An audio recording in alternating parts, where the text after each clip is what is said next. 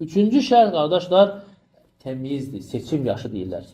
Yəni, həddi buluq başqa bir şeydir, seçim yaşı başqa şeydir. Yəni, əksi bunun körpə olmaqdır. Məsələn, bəzi alimlər gətirirlər ki, bu 7 yaşdır.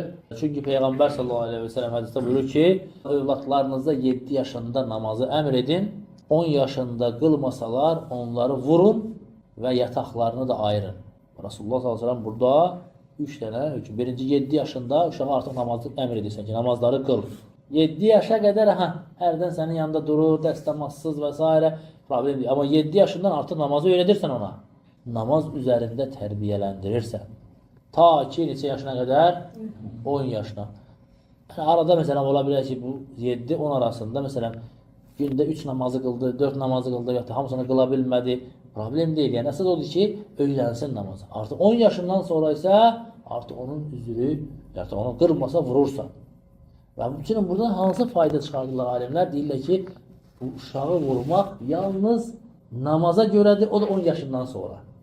5-6 yaşında uşağı vurmaq, falan şeyi sındırdım, bu şeyə görə vurmaq olmaz. Rasulullah s.ə.v nəyə icazə verdi? 10 yaşında o da namaza görə. İslamın subhanallah, hətta uşaq tərbiyəsində belə orada faydalar var. Həmçinin alimlər getirirlər ki, yatağı ayırmaq.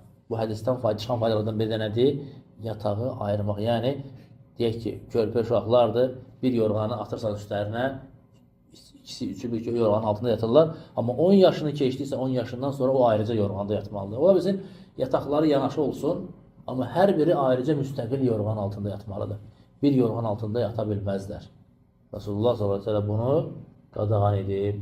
Alimlər bu hədisə görə deyilər ki, seçim yaşı 7-dir. Amma məsələn, bəzi uşaqlar var ki, 5 yaşından da namaz qılırlar, artıq dərk edirlər 5 yaşında nə oxuduqlarını, nə danışdıqlarını dərk edirlər, dəstəmazı bilirlər, təharəti bilirlər. Ola bilər. Yəni, bu təmiz yaşı, yəni seçim yaşı deyirlər buna. Bu farz olan yaş deyil.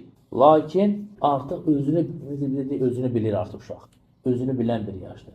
Özünü bilən yaşdan sonra artıq biz nə edirik? Həmin uşağa namazı öyrədirik ki, namaz nə deməkdir?